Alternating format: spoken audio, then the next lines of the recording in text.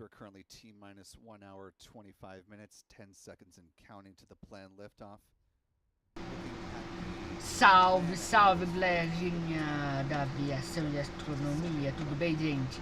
Estamos aqui para acompanhar hoje a live do lançamento do foguete Super Heavy, levando o levando o esqueci o nome do negócio, Starship. Estamos ao vivo, gente, aqui.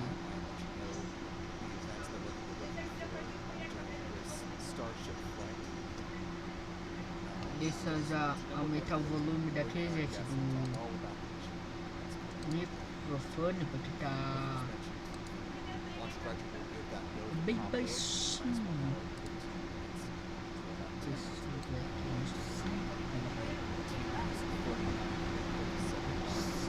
tá bom, sim. Igual vocês devem já estar me ouvindo, gente. Tá, vai, gente, deixa eu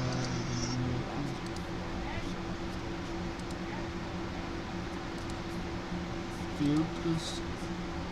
A missão, gente, a missão já apaga só aí. Uns 10, tá bom?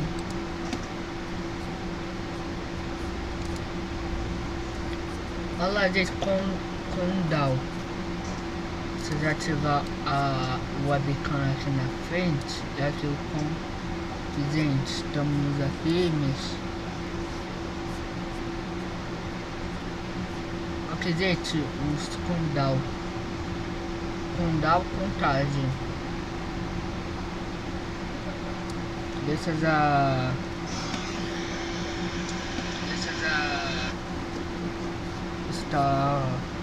divulgar minha live aqui.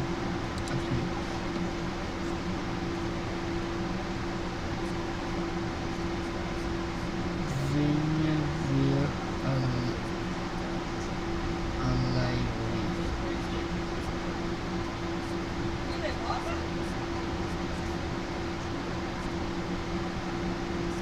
Tem mais com DAO aí, contagem.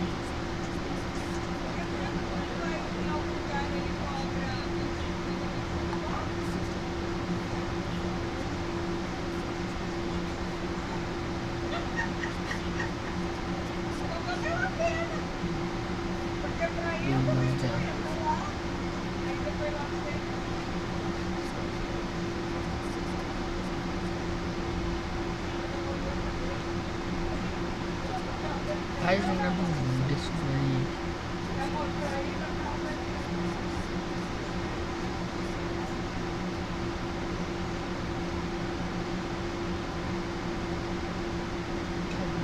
Tem tempo real aqui.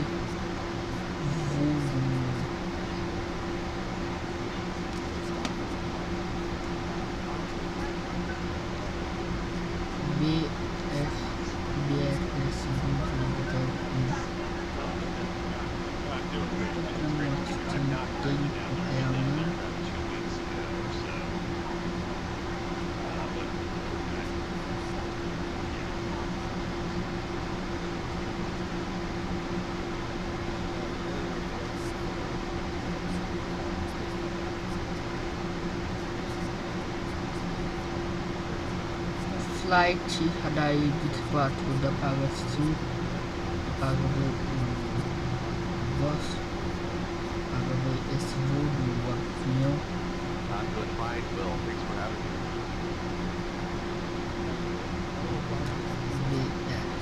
BFS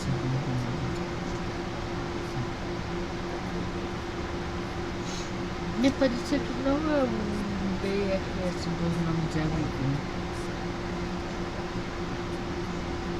Não, deixa eu ver aqui no flat. Empresa de aviação. Número do voo.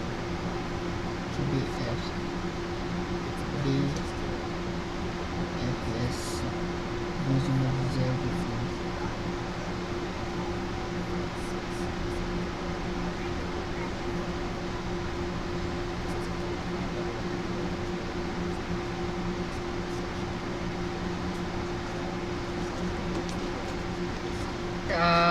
lagando aqui, gente, um pouco a live daqui.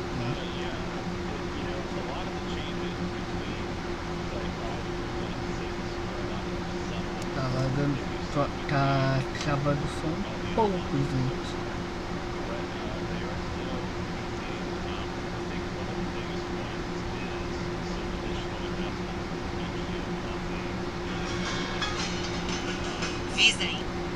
SpaceX em parceria com LED. Tá aqui em cima, gente. Não vou tirar a câmera. Deixa eu ver. Leve pálido. Parceria com a LED. Com a LED pálido. Olha a imagem do Super Heavy, gente. Aí, gente, as imagens do Super Heavy. O Super Heavy tá levando uma imagem daquele desenho da banana, gente. Deixa eu pegar aqui.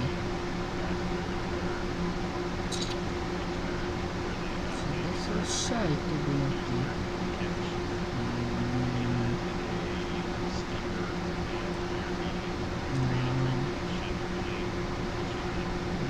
Apagada.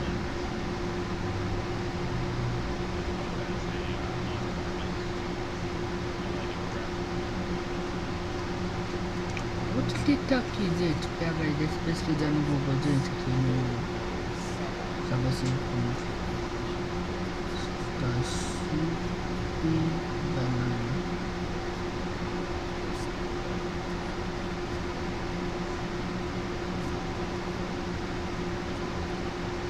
Levando uma banana aqui. Gosta de ver aqui, gente.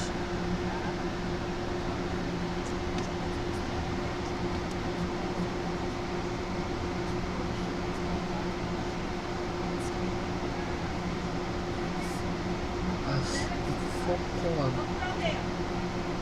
Acho que focou, gente.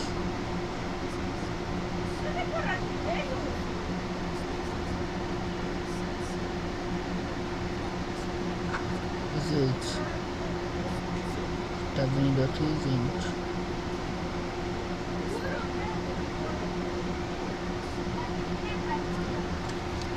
Viu, gente? Nossa, tá suado aqui, muito suado.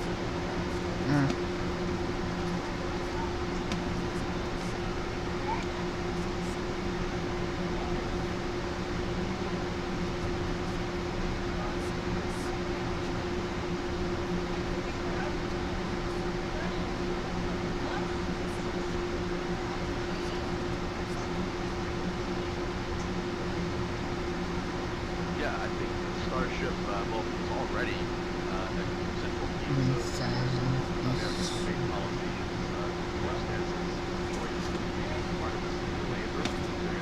Câmera essa câmera onde que tem o Starship. Vou fazer, gente, imitar o Sérgio do Space Today. Vou imitar no PAIXÃO do Space Today. Cadê? Eles estão até em live aqui, gente. Eles estão até em live, gente.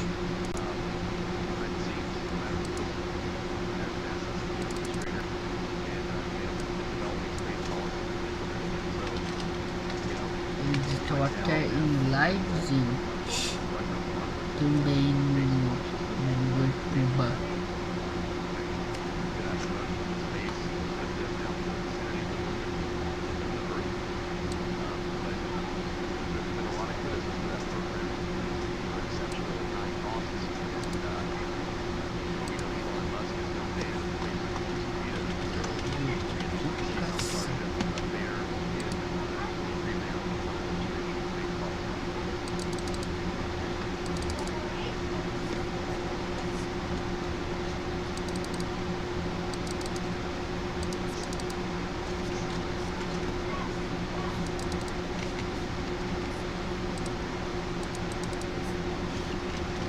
céu, gente. Deixa eu só colocar uma...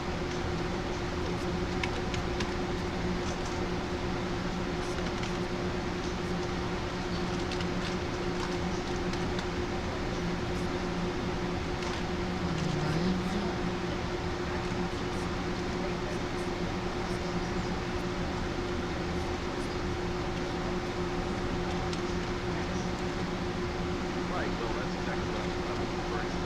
This is the final flight of Convoy Starship. Flight 2CG, Flight 7. You know, next couple of months, maybe we'll see. But this is kind of, everything goes well with these flights. It's like the basic flight of the rapid engine. Booster catch goes as well or better than it did on the last flight.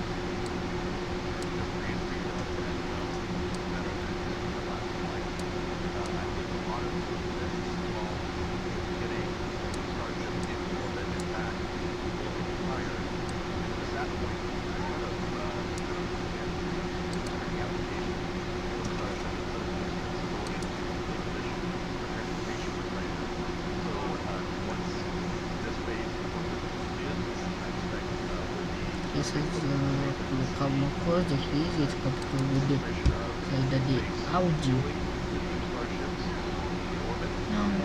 Não é o microfone.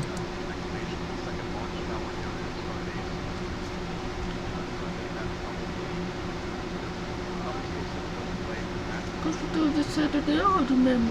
Não é.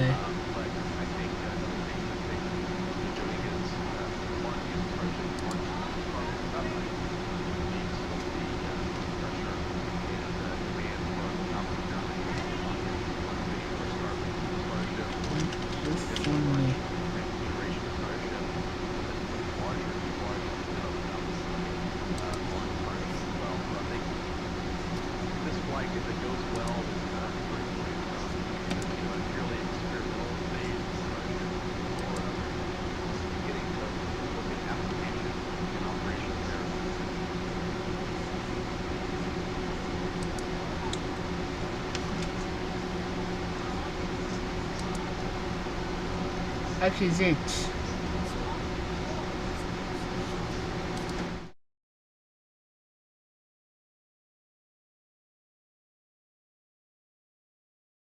Agora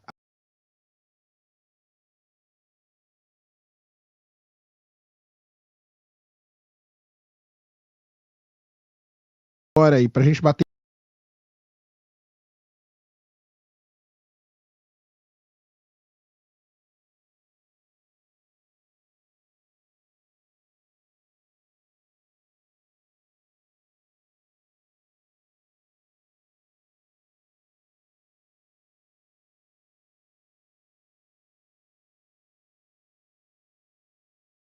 Contato, manda ali que a gente faz o telemensagens anonimato. Ai, ai.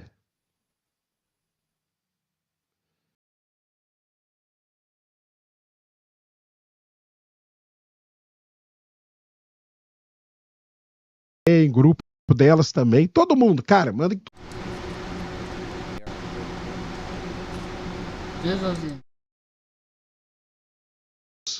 Dos pingaiados também. Espingaiado também. Espingaiado também. Espingaiado também. Da Janja também. Fala aí.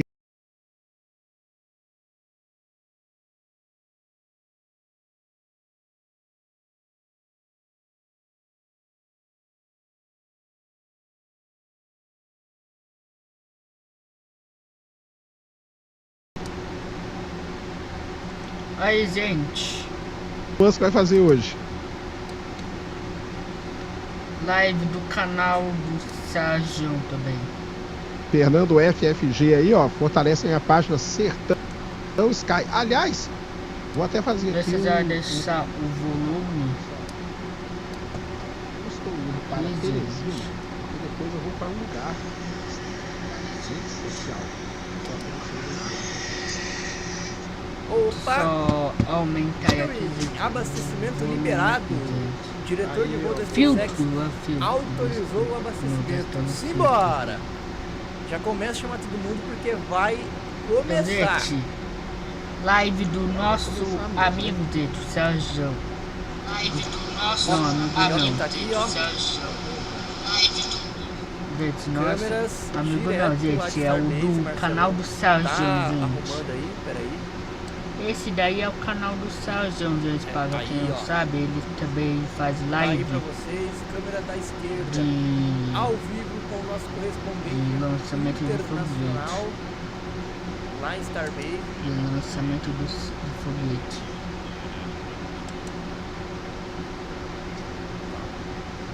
Então eles fazem Até o final da live de live eu aprendo, lançamento. Já cliquei na tela CQG de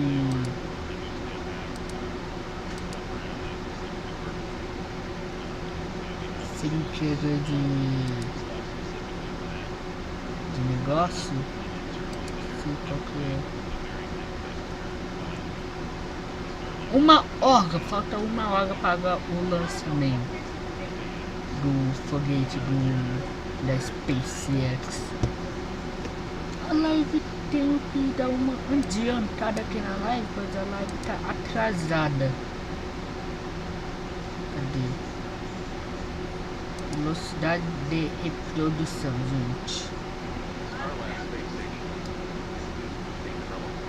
Velocidade de reprodução.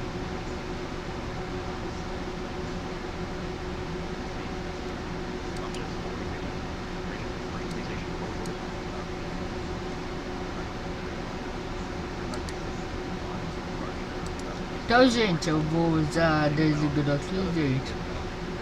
Desligado aqui o microfone, aí depois eu volto com vocês, gente. Starship to launch space tugs. There's a company called Impulse Space, founded by Tom Mueller, the former SpaceX engineer who helped develop the Merlin engine for the Falcon 9. And Impulse Space is developing a space tug called Helios to ferry large satellites, not just small satellites, but large payloads from a low Earth orbit to geostationary orbit to the moon, other distant orbits, and position them where they need to be for operations. And the Helios system, the Helios tug, is designed to fit inside the payload compartment of a Starship. And in that case, you could use Starship to actually launch the Helios tug into low Earth orbit, and the tug can take the payloads where they need to go. And that eliminates the need or the complication of actually having to refuel the Starship in orbit in order to have the Starship itself carry the payloads to where they need to go. So that is an interesting application, I think, as well, that a lot of customers will be interested in. Yeah, the sheer potential volume that the Starship can encompass is, I think, really going to offer some creative solutions to potential problems that people are maybe not even thinking of at this point in time. And certainly space tugs are ones that I think have a lot of great applications for that. You just talked about, Stephen. Teased to him just a little bit ago, but we are joined now by our third guest here, T-minus 1 hour, 6 minutes, 14 seconds and counting. Zach Golden with CSI Starbase. Zach, just making sure you can hear me. Yeah, I can hear you all pretty well. Excellent. Good to hear you. And I know this has got to be a fun day for you. You were actually down there at Starbase, I believe. First time you've been able to make it down for a launch since IFT2, if I've got that right. Actually, yeah, I went down for Flight 5. I wasn't able to make it for this one. So watching from the comfort of my home for once, which is pretty nice. I made it down there for the first two flights, and then the following two I had to watch from work, and then Flight 5 I was able to actually make it down there to see that one in person. But yeah, this will be the first time I'm actually watching from a comfortable position at home. And so for those who may be unfamiliar with CSI Starbase, your channel really focuses on really getting into the fine nitty-gritty of changes down at Starbase, things that have been upgraded, altered, possible solutions to issues that people may not be paying as close attention to with the inner workings of the hardware with the rocket, the hardware with the tower. For you and your folks, what are you most watching with this mission to see how well it executes from what has been promised to what we may see here coming up today? I think the change in flight profile is one thing I'm really excited for today. I think one thing that kind of surprised me a little bit during Flight 5 was the way that the booster had to kind of like jog sideways to reach the tower. Was kind of expecting a little bit more of a direct approach instead of one that looked like it was potentially going to bail from the attempt. So one thing that we've seen posted by Elon was that they were planning a more aggressive approach for the booster. I think they said it was going to be a harder landing. And we're also expecting to see a similar thing for the ship as far as coming in with a higher velocity, I believe. So, yeah, I'm really excited to see the way that the booster and ship perform with these changes. I think a lot of this is kind of testing for different mission parameters that may happen in the future, but also, kind of really optimizing the flight profile as well. So I think the last flight was a little bit more conservative, and this one will be a little bit more aggressive. And just looking at the fueling timeline as posted by SpaceX for this mission versus Flight 5, versus Flight 5 and some of the others that preceded it, it seems like they're still also working and fine-tuning the exact timing of, when they start prop load on ship versus the booster, and exactly when during the countdown that happens. Some things seem to be locked in, others are a little bit more fluid at this point. When do you expect there to be maybe a little bit more solidification of the fueling timeline? And, what do you think that tells us about the changes that we continue to see on that end of things? Well, they've... yeah, definitely. So, as most of you all will remember, the vertical tank farm was primarily mostly in use for the first 2 launches.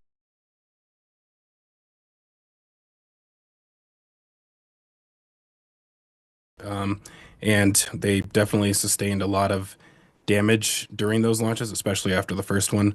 They had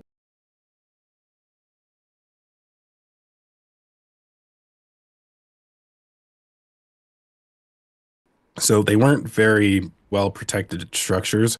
They were kind of nice just because they were such large tanks and allowed you to store such a massive amount in a single container.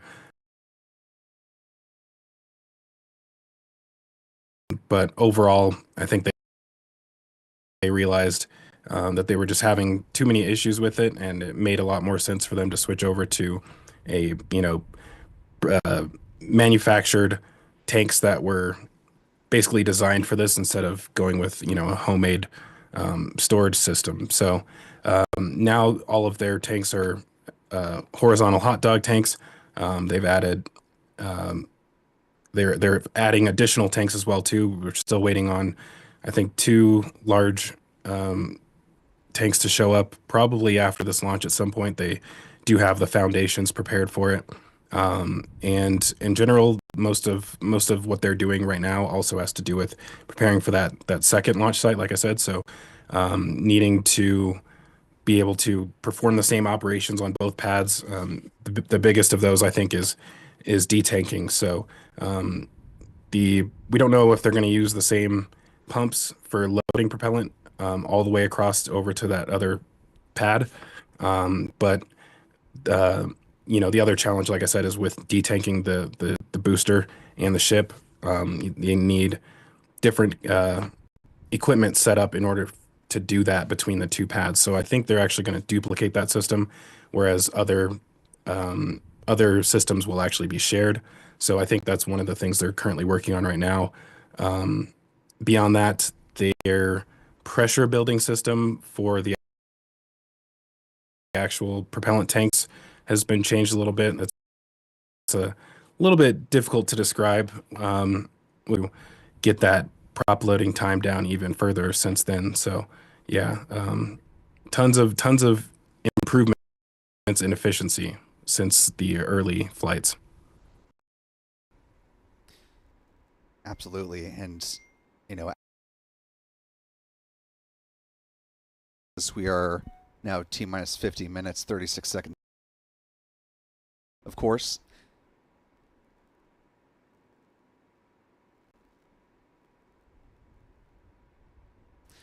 Stephen, I'll pose this question to you coming in from the Rocket Girl through the Spaceflight Now side of the stream, asking, question, since the trajectory is east, will I be able to see the launch from Houston? And since you've got some experience seeing activity from a little bit north of Starbase, I'll throw that to you and also tease out that up on the International Space Station, one of NASA's best astronaut photographers, Don Pettit, will apparently attempt to capture the launch of Starship if the visibility is good enough from the space station. So his son has posted a message about that. But Stephen, if you want to take the trajectory and the visibility question here. Yeah, thanks for forwarding that to me. I think seeing it from Houston for this launch is probably unlikely, although I wouldn't discount it or eliminate any chance of seeing it entirely because, as we know, people see these launches from hundreds of miles away, especially as they climb higher and get over the horizon. So, but given the time of day, 4 p.m. Central Time, it's daylight. Of course, the weather here in Texas is quite good, so the visibility should be no problem. But I think you'd have a much higher chance of seeing this launch if it was closer to twilight, at dawn or shortly after sunset, as you get that jellyfish effect as the rocket climbs higher in the sky. That would be, easily visible from Houston. But I think given the time of day, it's probably going to be difficult. If you are able to see anything, it may just be a dot, on the horizon with, maybe a faint plume. But if you have clear skies and you have the time and a clear visibility off to the south or southwest, it's worth a try, certainly, as it will climb above the horizon from Houston because there is a ground station, a tracking site in Houston that SpaceX uses to actually receive signals and telemetry from Starship. So it will be above the horizon. It's just a question of will the atmospheric dynamics and environment allow you to see it. Yeah. And sorry to interrupt here. It seems please. like we may potentially have propellant loading beginning on the ship. Yes. Based off the timeline, certainly we're at that point. Both methane and LOX should be loading on board the ship upper stage now at this point. So, Zach, since you happen to jump in, what are we looking for here? What should folks be watching as tanking now gets underway? Well, one of the big signifiers, I guess, is the venting coming from the middle of the tank farm. They're kind of vents that are shooting up in a bit of a V pattern.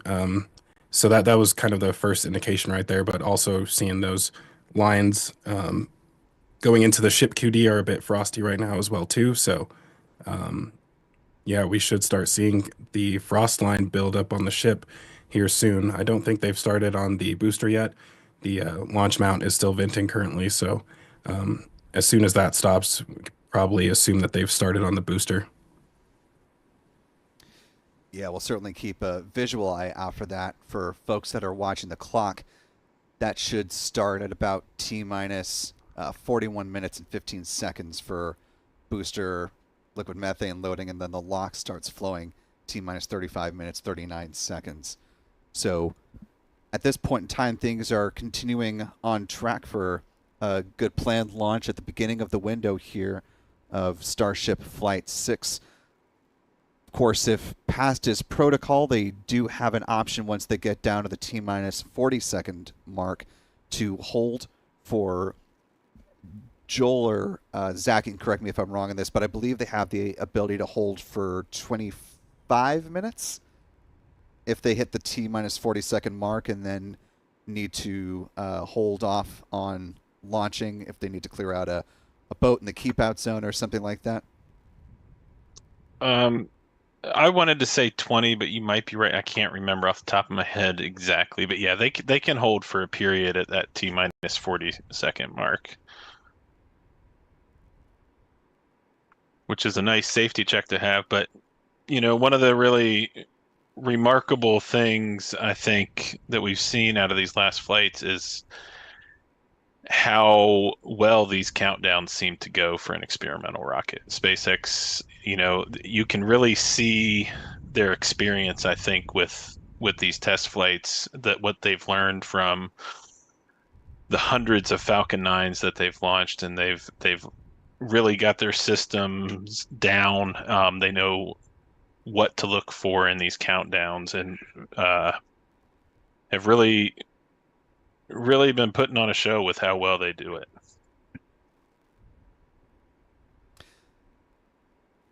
And Joel, I'll stick with you since we've got another question coming in here from Rick Donner, who asks, do we know how many engines will be involved in the relight demo? I believe the answer to that is 1, but if you can confirm that and explain why they would only relight 1 as opposed to the 3 vacuum engines. Yeah, that's my understanding. And you want to relight a sea level when you're doing anything, just because they're the ones that gimbal, so they give you control.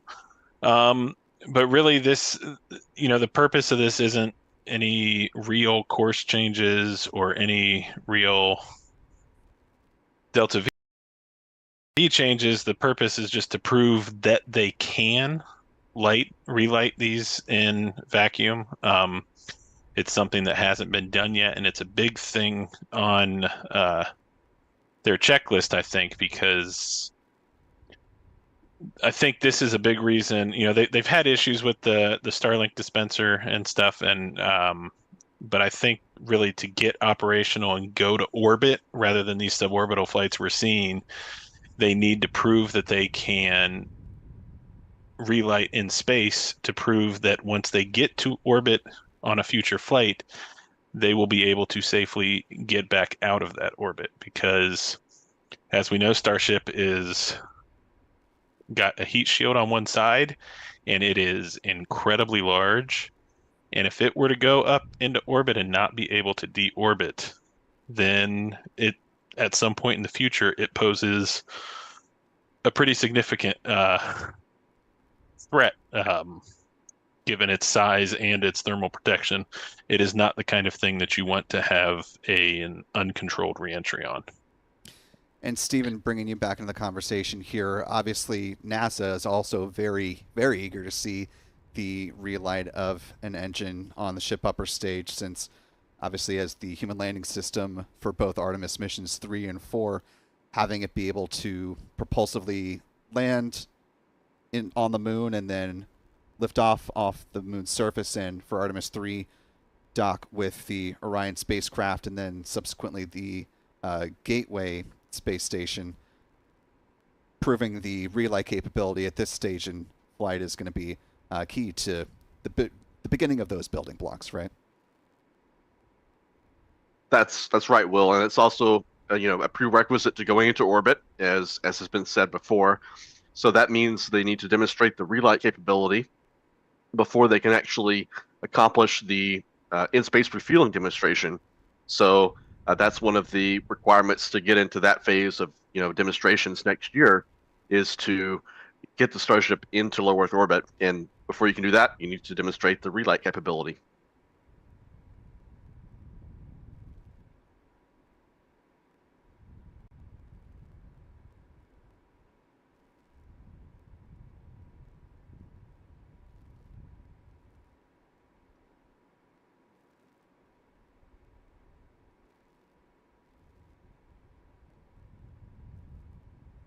Now currently T-minus 41 minutes, 17 seconds and counting.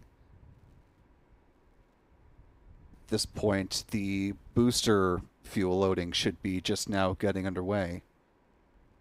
Based off of the venting we're seeing here, Zach, is that lining up with what we're seeing visually from this camera view? It doesn't appear that it's started yet. We still have the launch mount venting right now, so I don't believe that it's started yet. They may potentially start methane before. However, it's difficult to tell until you see the frost line with that. But as of right now, still no prop loading on the booster.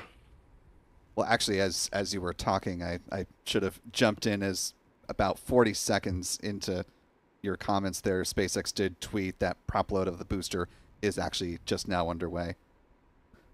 So we are getting in business there with the Super Heavy booster with the liquid methane, and LOX should follow shortly thereafter at about T-minus 35 minutes and 39 seconds.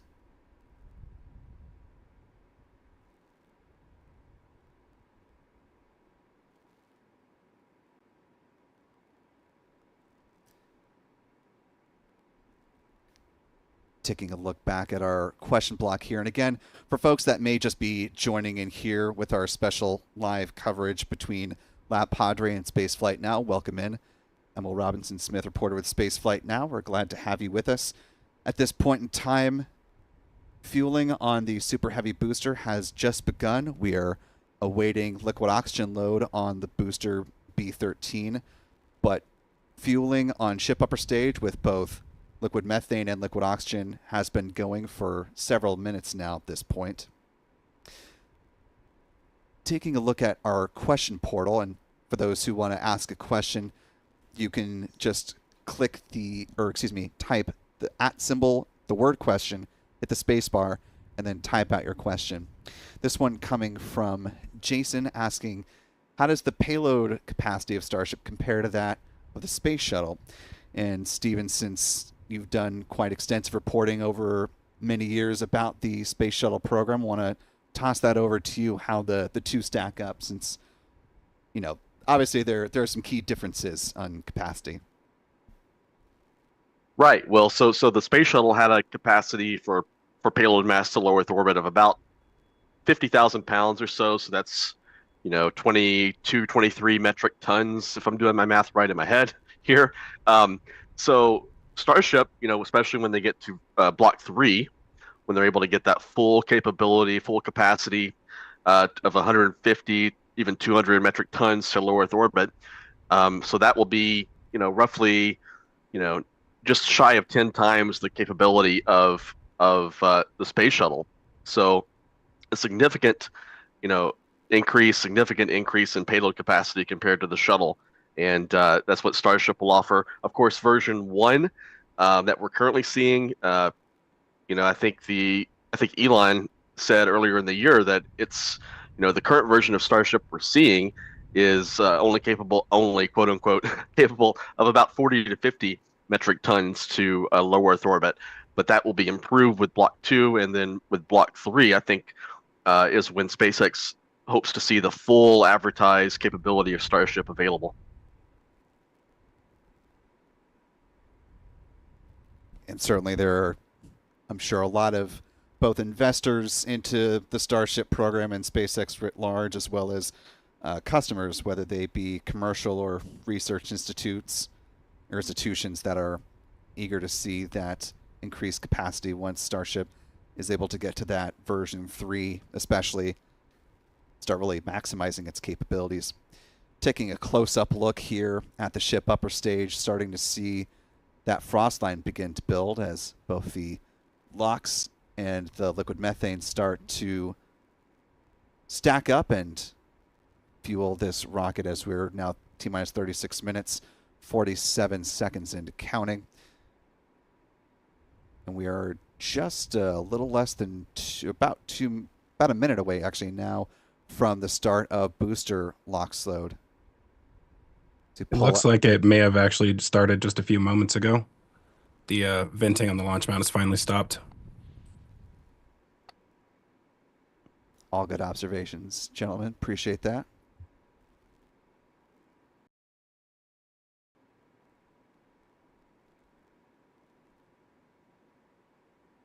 Joel, just as we're seeing this view of the Starship stack and against a beautiful Texas sky here, I want to talk about the visibility, not so much on this end of the mission, but on the back end once ship splashes down in the Indian Ocean. And if you want to expound upon the importance of SpaceX pivoting to an afternoon launch from here to get a daylight splashdown of the ship upper stage, why that's so important at this stage in the program's development for them to not only get the data from Starship, but get as good of visual records as they can. Yeah, you know, one thing that we heard SpaceX talk about during Flight 5 was that they were really hoping with their accurate landing that they were going to be able to get some footage of that heat shield before the ship fell over into the ocean. And they didn't really, I think, get the shots that they wanted. But having it in daylight, and provided that the accuracy is the same, having those buoys there with cameras able to track the ship for much longer rather than just seeing it during the landing burn, they should be able to get much better footage of the condition that the heat shield is in as it's coming down. And really kind of this launch window, I think, should kind of give them the best of both worlds, because they're coming down shortly after sunrise, I believe, in the Indian Ocean, which means that the initial atmospheric reentry and heating should still be pretty dark, which is kind of ideal for seeing that plasma build up around the heat shield. But then as they get lower, they'll move into daylight, and really the cameras will be a lot more functional for them.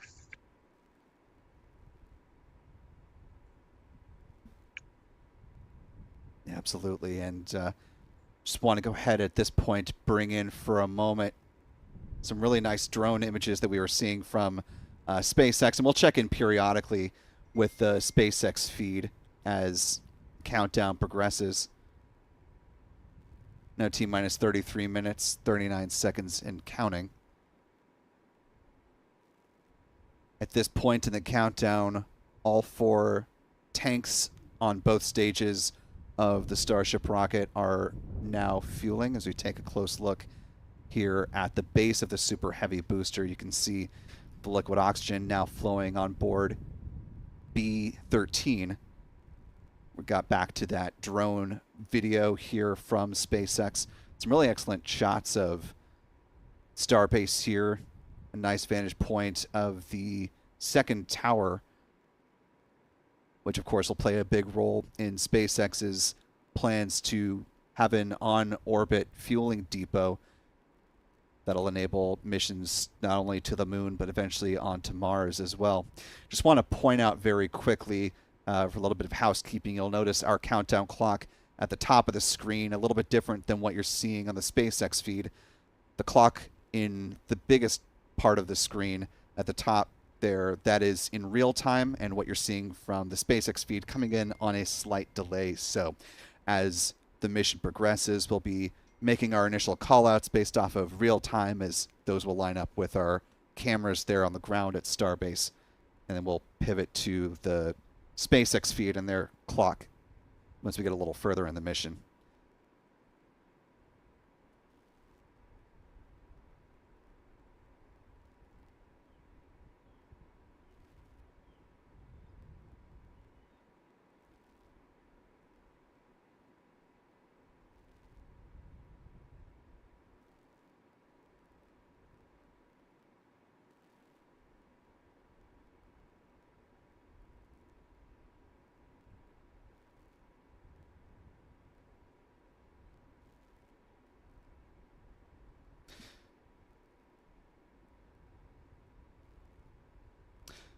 Let's go ahead and listen into SpaceX's Dan Hewitt for just a second here as he's giving an update.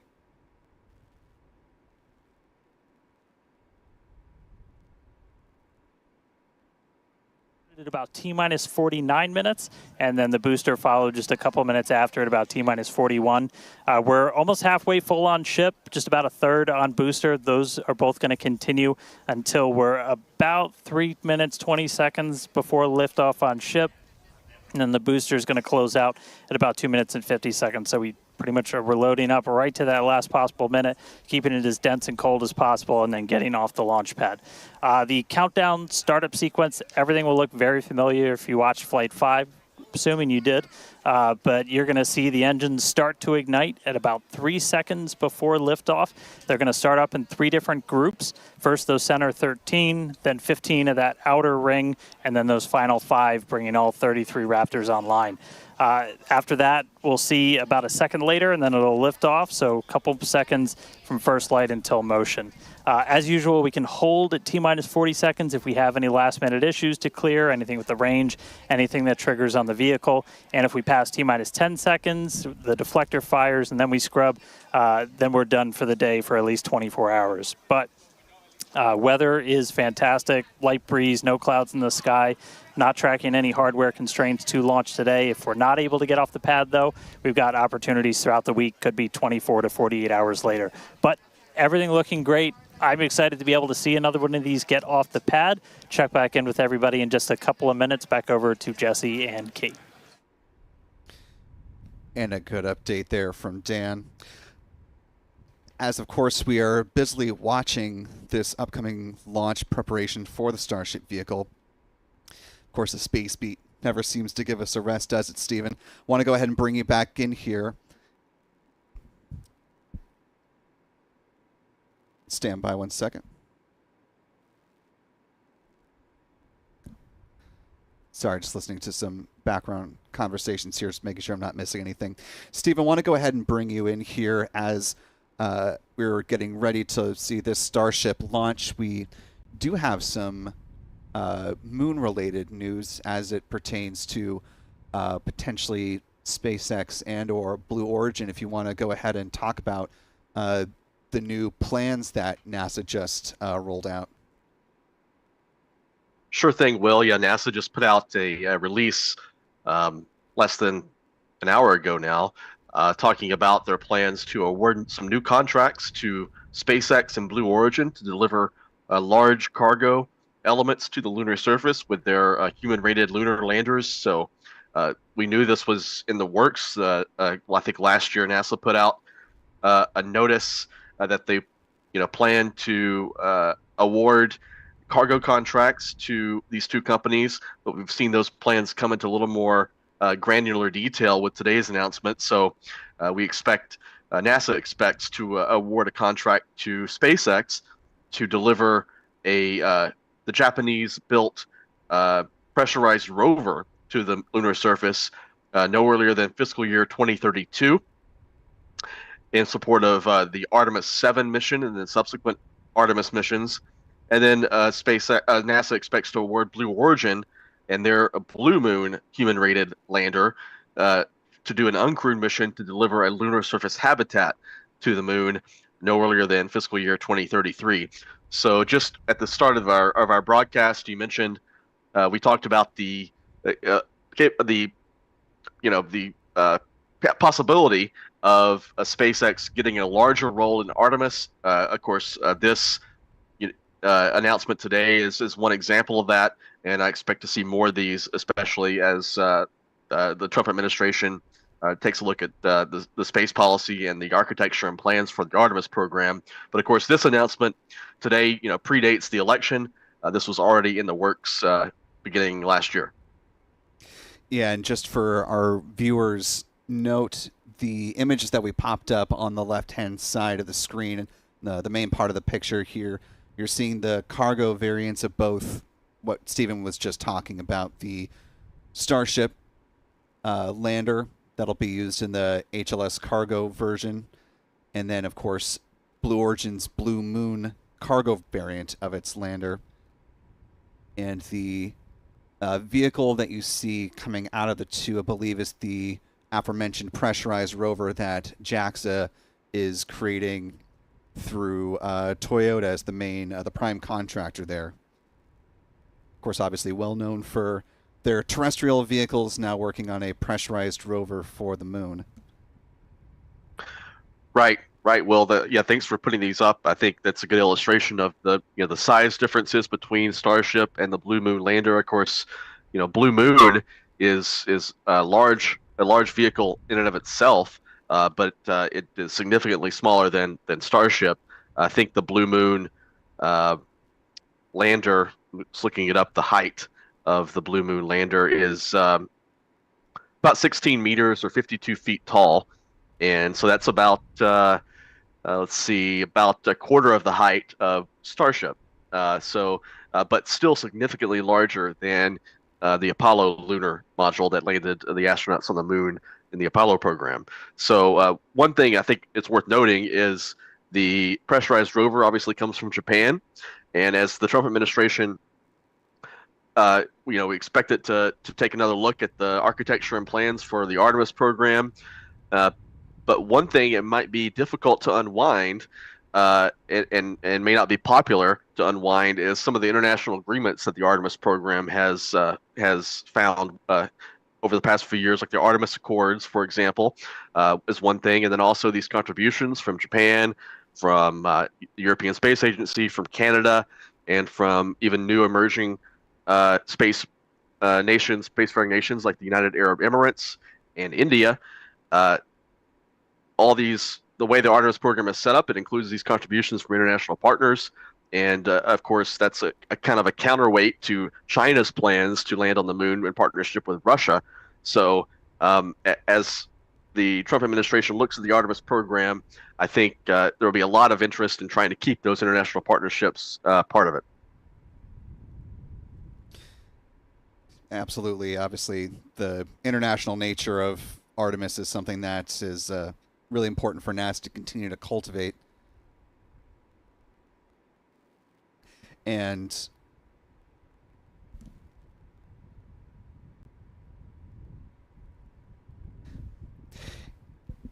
in just a second here, I'm going to play a little bit of tape from an interview that we did prior to this launch with NASA astronaut Randy Bresnik, who is the assistant to the chief of the astronaut office, in which we talked about some of the developments for the astronaut office and the role that they're playing in the Artemis architecture, giving their advice and recommendations to some of the commercial partners like Axiom Space and like SpaceX in the development of their hardware in ways that will best be able to integrate with the humans that'll be living and working on it. Go ahead and bring that in whenever it's ready. For now, we're T-minus 23 minutes, 14 seconds, and counting with this timeline here. Appreciate all of you who are joining with us live, whether on the Spaceflight Now or the Lab Padre live streams. If you haven't already, you could do us a big favor and just hit the like button. It's a free and quick way to support what we do here at Spaceflight Now and Lab Padre and help bring this joint live stream coverage to more eyeballs. We're coming up on the next milestone here in the fueling process, which is the Raptor chill on the booster and ship. Before we go ahead and get to that point, let's go ahead and listen into part of our conversation with Mr. Randy Bresnik, during which we talk about what it's like on the inside of the HLS version of Starship.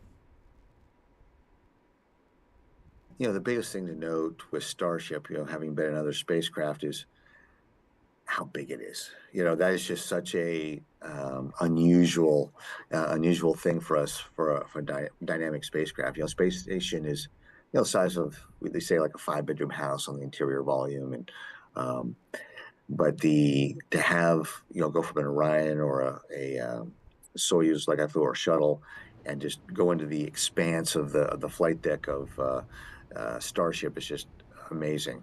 Where you've got a part of it where it's the flight deck where the seats are, where the controls and displays are, and then you've got on the same floor you've got the habitation areas, the hygiene areas, and then you go down into another deck below to where you then have access to the airlocks, which then go to what they call the garage, with the garage being the part that's exposed to vacuum, where you end up would exit the airlocks in your spacesuits to be able to hop on the elevator to then go down to the lunar surface.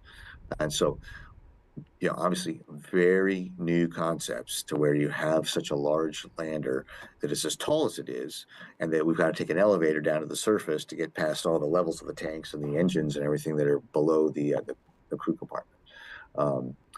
VR has been helpful in these past several years as they before they've gotten full-size mock-ups available. It's pretty neat to, do VR when you're looking at the design of the airlock and where to put the hatch, what size is the hatch, and to get into the garage area of where the elevator is.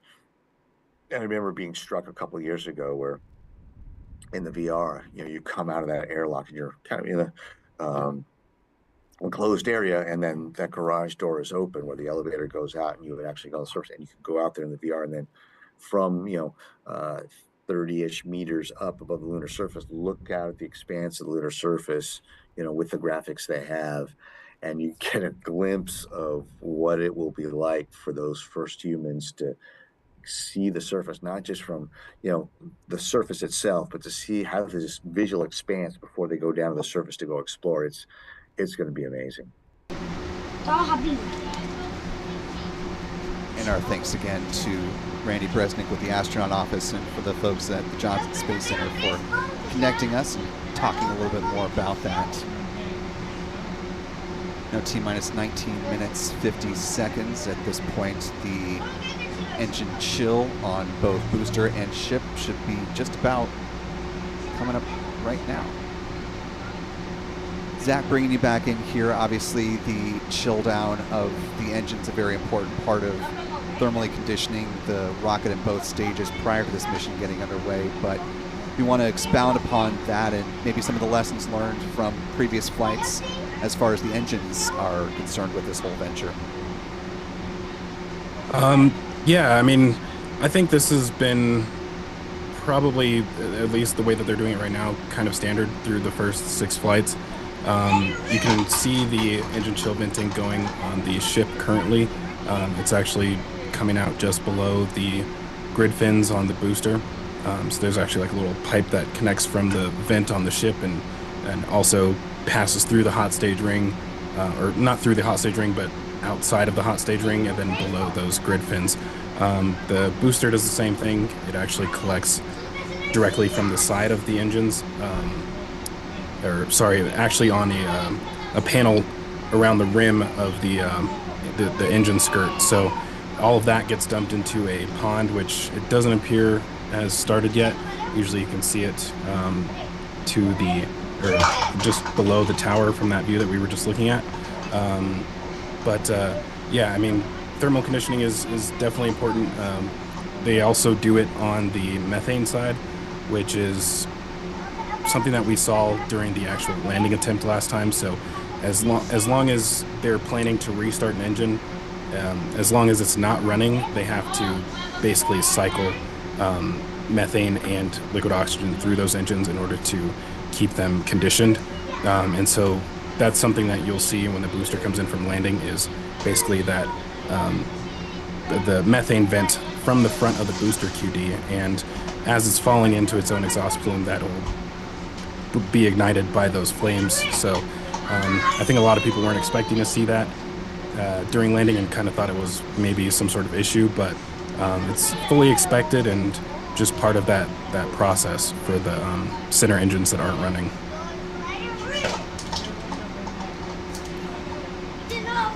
And speaking of things that maybe folks aren't expecting, Joel, for those who were not present for Flight 5 and maybe this is their first time seeing Starship in person, or if they just happen to be in the Rio Grande Valley area and not really paying attention to this at all, they may experience quite a bit of noise in just a little bit when the Super Heavy booster comes back in for the planned catch with the sonic boom.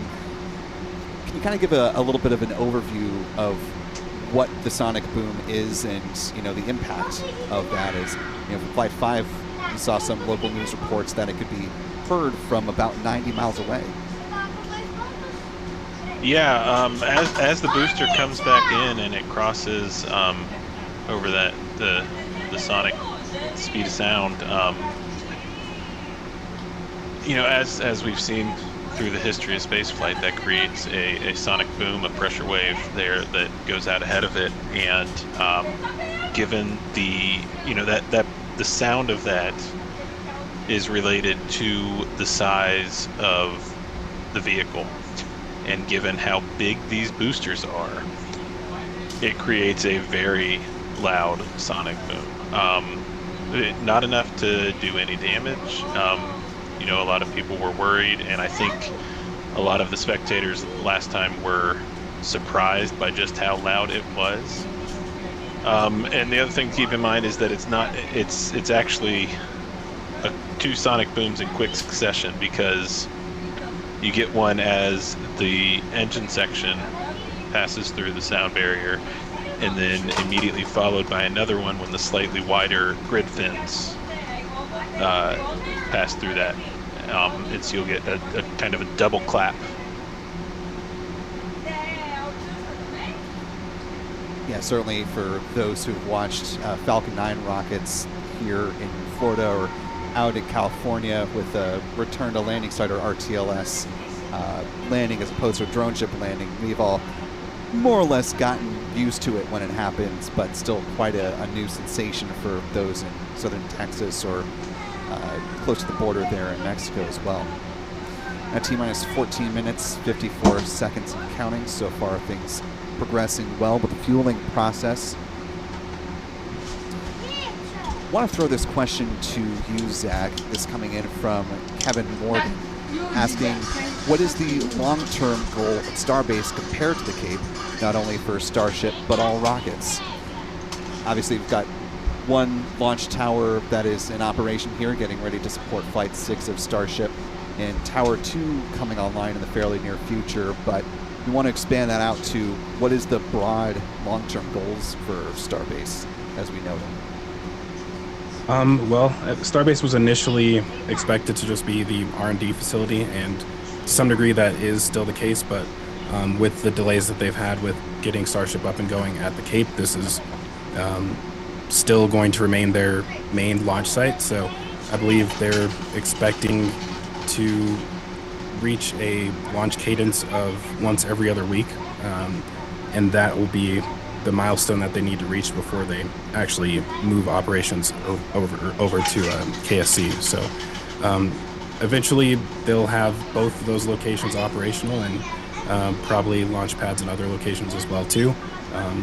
You know, the more the better, is in order to achieve that launch cadence that they're expecting for not only refueling missions, but also in the future when they're sending vehicles to Mars. So yeah, Starbase should still remain their main launch facility. So yeah, we're gonna have some interesting times coming up here in the future once they get that second pad operational. But when the second pad is operational, we'll probably see them stop operations on the first pad for basically refurbishment, which may include completely demolishing the launch mount, more than likely. They'll probably end up removing the chopsticks and installing a shorter pair, like we'll see on Pad B.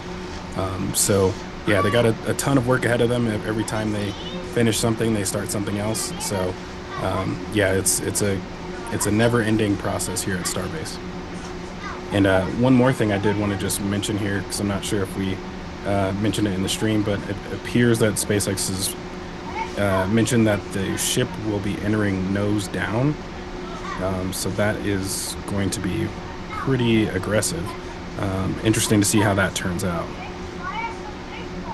Yeah, and I appreciate you mentioning that, Zach. That'll be hopefully something that we'll be able to get good visuals on as it enters in over the Indian Ocean. We'll see how far out the tracking capabilities of the water or marine assets are that SpaceX has positioned out there, but fingers crossed that the good lighting will provide some good visuals, obviously supported with Starlink, as is the rest of the flight with the ship upper stage. So if things continue as we saw with Flight 5, it should be pretty seamless and fairly uninterrupted, as SpaceX has more than 6,500 Starlinks on orbit now at this point that are currently in operation. Stephen, I'll pose this question to you since we were talking about some of the further down the road capabilities of Starship. It's coming from AA5MC with a super chat to Lab Padre stream, asking question, will Starship ever be able to achieve a higher orbit without refueling or the assistance of a tug? That's a really good question. I don't think so, at least under the architecture that SpaceX has publicly commented about so far. To go beyond low Earth orbit will require in-space refueling. So to go to geostationary transfer orbit, to go to the moon, to go to a Lagrange point or Mars, I think all of those require refueling. Sorry to cut you off here. We're just getting some new renders here being shared by SpaceX in real time of both Starship docking with the Orion capsule you saw here, and now a good rendering of the new Axiom suits as astronauts are coming out of the garage, and a couple of Starships here. Some new graphics that we had not yet seen before, but getting better eyes on what the future of lunar exploration could look like. Yeah, that's really cool to see. Multiple Starships on the moon, Orion docked with Starship in lunar orbit. That Orion docked with Starship image is what we should see on Artemis 3.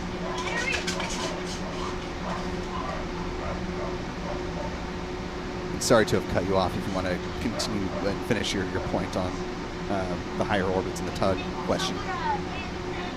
No, well, I think I finished it. Just basically to sum it up, I think with the architecture SpaceX has publicly discussed, to go beyond low Earth orbit will require some propellant transfer or refueling in LEO. And of course, that it's slightly different, but a similar type of technology is also going to be needed to execute on Blue Origin's human landing system and their cargo lander for the Blue Moon spacecraft once it is ready to start making trips to the moon as well. Currently T-minus 9 minutes, 7 seconds and counting on the countdown. Things will continue to move along pretty continuously from here. The next milestone that we're looking for is the conclusion of ship prop load. That's set to wrap up at about T-minus 3 minutes and 20 seconds. And at T-minus 2 minutes and 50 seconds is when booster prop load should wrap up. Joel, throw to you, with those milestones pretty close to on the horizon, what are we going to be seeing visually once we hit those points? Yeah, as prop load completes here, we will start to see venting from the ground infrastructure again, from the bottom of the booster quick disconnect and from the tower, as SpaceX works to empty the propellant out of those lines ahead of launch.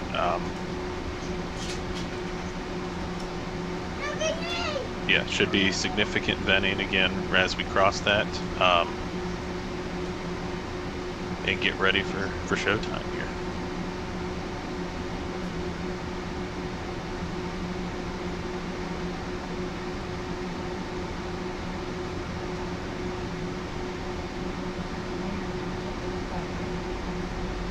Do you want to go to this video here? SpaceX showing cryo test for Starship Flight 7, which features the first Block 2 version of the ship upper stage. Zach, if you want to jump in with these visuals of some of the key differences here on the ship. Yeah, so one of the big differences, you can see there's a lot more propellant on version 2 of the ship, so that frost line is going up a lot higher than what we've seen in the past. Also, the position of the PEZ dispenser loader has changed as well too, so that is, I believe, a little bit higher up as well, and that makes the actual payload section a little bit smaller as well too. The Ring Watchers have a really great article that explains all of this stuff. Been working pretty hard on updating renders for the version 2 of the ship, but yeah, tons of great changes on that, and it's going to be really exciting to see that for the first time on Flight 7. And the different angles of the forward flaps, obviously going to be a big difference as well. We saw those briefly. If you want to, can you just expound on the reasoning for that element of the change and the better protection that could provide for those flaps during peak heating as reentry gets underway? Yeah, definitely. So those flaps are a little bit more out of the way, so that with their positioning should allow them to hopefully survive better during reentry. I think that's some of the issues that they've been having right now are ones that they're not able to necessarily do anything about. So That is one thing that will make this flight a little bit more interesting, given that we know that they're probably still going to have issues with the forward flaps. What's going to happen when they attempt to do a more aggressive reentry? I think this is, again, probably gathering data for giving them something to compare with once they start with version 2 of the ship. So yeah, that is going to be one of the more exciting features as well. If they end up getting similar results, that's going to be very difficult to address, because they're going to have to make some major changes if that doesn't solve the issue that they've been having.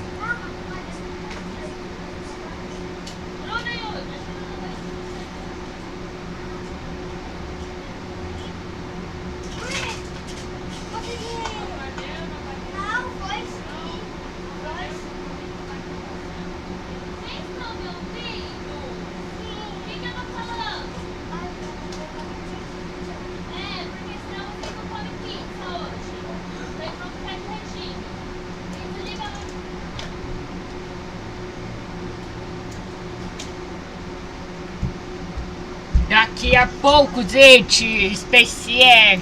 Just listening here to some of the notes from the SpaceX commentators about the potential for holds or scrubs and how that'll work. Just to reiterate for the audience, if they reach the T-minus 40-second point, they can hold for about 20 minutes.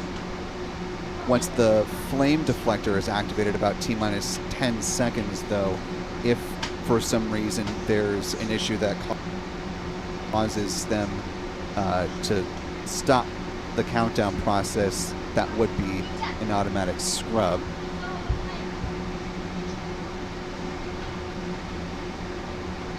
Commentators saying that things are still looking go for launch at this point in time. Of course, we'll continue to monitor that as we proceed. Now less than 4 minutes to go before the planned liftoff. You may have seen in the SpaceX graphic at the upper right-hand corner of the screen that the weather, the range, and the health of the vehicle all showing green in support of a liftoff here in the next few minutes. I want to listen to SpaceX's Dan Hewitt for just a quick update here. So we should be done with our prop load on ship momentarily, and about 30 seconds later we'll close out on booster. Our flight control team on board, or in the building just behind me, not on board, some of them might wish they were on board. Flight control team in the building behind me, they're going to have a lot of work to do right after we lift off, as we still have a lot of manual checks that happen on the tower prior to the flight director, who's going to be Tristan Pierce again today, giving a manual command to bring the booster back to the launch site. And the tower did just incredibly well on the last flight. We didn't lose any of our required redundancy for a catch, so we're hoping to see that again today. A lot of the team, really putting armor on the tower, making all of those things work, played a huge role in making that catch possible, and looking forward to hopefully seeing that happen again. And of course, sending our first payload to space. You can see the banana. It's very tightly secured, but I assure you it does have some room to float around. So once we're in a zero gravity environment, we should see our first Starship zero gravity indicator putting on a little bit of a show. And that's looking right in. That's where we're going to have Starlinks. That's our PEZ deployer. So getting its ride to space. So coming up on about 2.5 minutes, we are closing out on all of our prop load. Just heard that our fill drains are starting to close, so that means we're no longer going to be flowing propellant into the booster and the ship. We're going to do what's called pushbacks, so all of that propellant in the ground systems is going to get pushed back to the tanks, clear out everything around the pad right before we light those 33 engines and take off. Just quick reminder, you're going to see fire start at the bottom. You're going to see the deflector start at about 10 seconds before launch. Lots of water to help dissipate all that heat, all that sound, and then the engine starting up in 3 different groups, and then about a second after T0 we should see liftoff. About 2.5 minutes into the flight, a little bit longer, we'll see hot staging, and that's when we're going to be listening really close on those loops to see if we're going to be bringing the booster back for a catch today. Do always want to caution, it's never a guarantee. We've done this once. We'll see if we do it again. We're only going to do it if the booster and the tower are looking really good before we attempt to bring it back here. But coming up on a minute, not tracking any holds on the board right now. So as long as we don't have any last second things, which do happen. All right, flight director just confirmed T-minus 1 minute. And again, SpaceX is coming in on a slight delay, which is why you heard that 1 minute. Currently T-minus 30 seconds in real time. Gente, lançamento do foguete SpaceX. Lançamento, gente. 20 seconds. Not holding in the T-minus 40 mark for SpaceX feed. Aqui agora. 10, 9, 8, 7, 6, 5, 4, 3, 2, 1. Ligou! Ligou! Partiu! Partiu!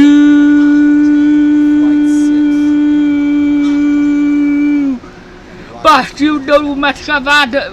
Vai, filhão! Vai, filhão, super heavy! Vai! Eu tô imitando o Sargão, gente. Sargão, não me processe não, gente. Não me processe não. Vai!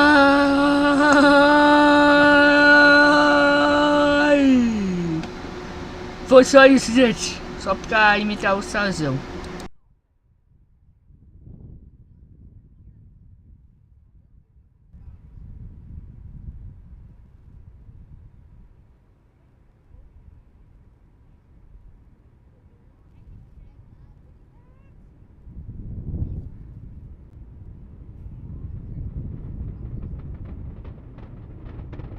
And a great ascent of the rocket so far, now coming up on a minute into flight. Starship approaching max Q, the point of peak aerodynamic pressure on the vehicle.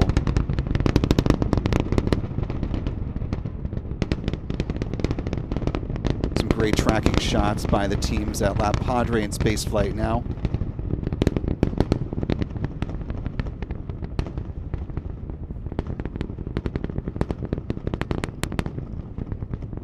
Call for max Q.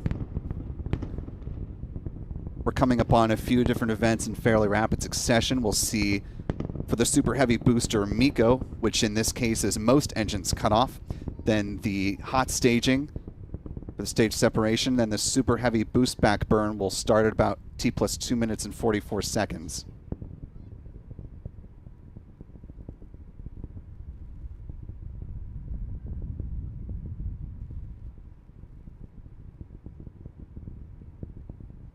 Good flights so far, all 33 Raptors on the booster. Continuing a good burn so far. Less than 30 seconds to MECO.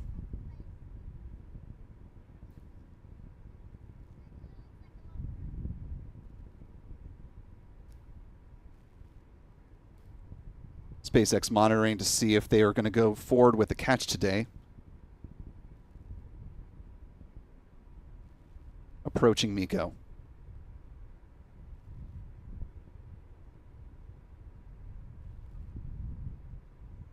And you see MECO there. Hot staging.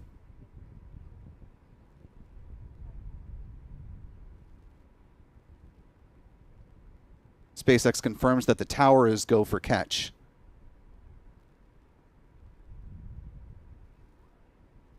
Ignition on the ship upper stage.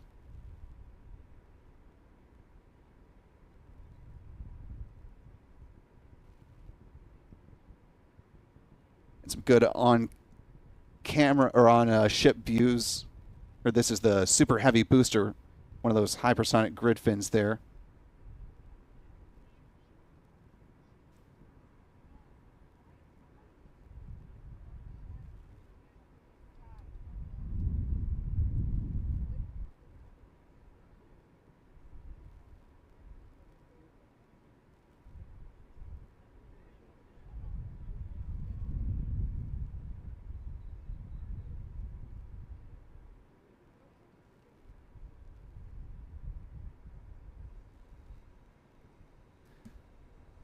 Now nearly 4 minutes into flight. Boost back burn shutdown has occurred.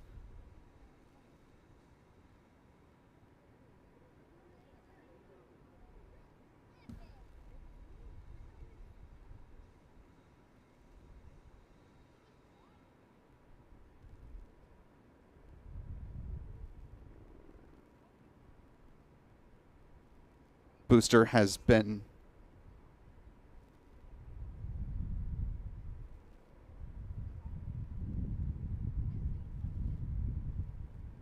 sounds like there may be an offshore diversion, which means we are sounds like not going to see SpaceX go for the super heavy booster catch.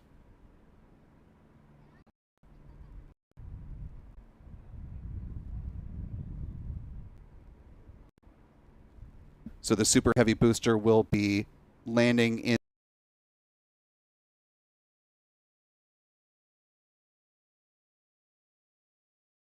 going to be attempting a tower catch today. As SpaceX said in the run-up to this mission, this was always a possibility that if all of the commit criteria